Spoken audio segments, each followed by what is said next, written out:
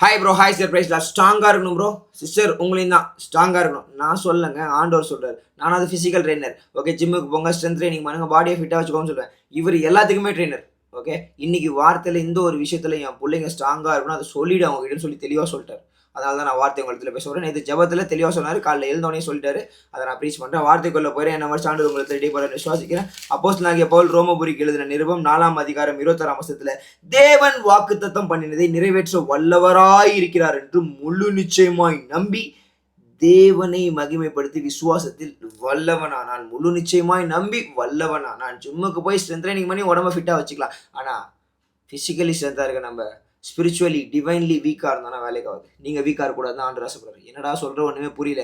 வாக்கு தத்தம் பண்ணிட்டார். இதில் யாருக்கு இந்த வசனத்தை படிக்க முடியும்? இது யாருக்காக வாக்கு தத்தம் பண்ண? ஆபிரகாமுக்கு தம்பி நீ வீட்டை விட்டு கிளம்பு, நான் ஆசீர்வதிப்பேன், உன்னை பலப்படுத்தேன். புள்ளையே இல்லை. ஓகே, எந்த ஒரு அறிகுறியும் இல்லை. ஆண்டவர் சொல்லிட்டார். ஓகே, ஏற்ற நேரத்தில் விசுவாசா போனார். புள்ளையே சாவடிக்கிறதுக்கும் ரெடி. ஓகே, ஆண்டவருக்காக அந்த மாதிரி ஒரு வைராக்கியம், அந்த மாதிரி ஒரு வல்லமை தன்மை நமக்கு வேணும்.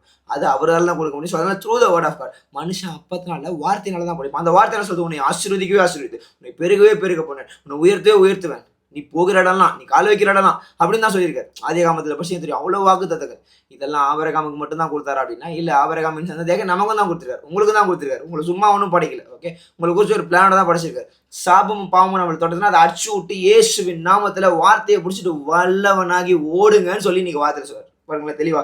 அப்புறம் லாஸ்ட் அப்படியே நிச்சயமாய் நம்பினா என் ஆண்டவர் என்ன படைச்சிருக்காரு, குறிச்சு திட்டம் வச்சிருக்காரு, அதை நடத்துவார், எல்லா சாபங்களும் முறிப்பார், எனக்காக யாவையும் செய்து முடிப்பார்னு சொல்லிட்டு தேவனை மகிமைப்படுத்தி விசுவாசத்தில் வல்லவனா. எதனா ஒன்று செய்யலாம், ஆண்டவர்லாம் இருக்காரா தெரிலன்னு போயிட்டு நீங்கள் தேவன் அறியாத ஜனங்கள்ட்ட புலம்புனீங்கன்னா தேவன் நாம தூஷிக்கப்படுத்தல மகிமையாடினீ. என் தேவன் செய்வார், செய்யலாம், அவர் தான் என் தேவன், கிளம்பு அப்படின்னு சொல்லிட்டு அந்த ஒரு வைராக்கியம் உங்களுக்குள்ள வந்துச்சுன்னா God will do something crazy, brother.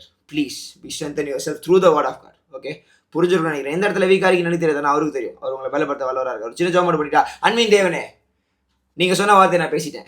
எந்த இடத்துல வலிமையாக இருக்காங்கன்னு எனக்கு தெரியாது. ஆனால் கர்த்தராகிய தேவன் நீர் வார்த்தையினால் வல்லமைப்படுத்துங்கன்னு விசுவாசிக்கிறேன். ஸ்ட்ரென்த் பண்ணுங்க, பலப்படுத்து. அவங்களுடைய பலவீனத்தினுடைய பலன் புலம் வாங்க. அவங்களை குறிச்சு சில திட்டங்கள் நடக்கட்டும்.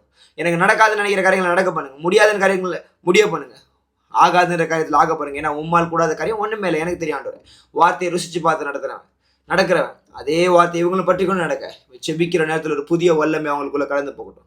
கர்த்தர் பெரிய காரியங்களை செய்ய வழி நடத்துங்க. இயேசுவின் நாமத்தில் ஜெபிக்கிற நல்ல பிதாவே, amen. Brother sister, don't worry. Strengthen yourself through the word of God.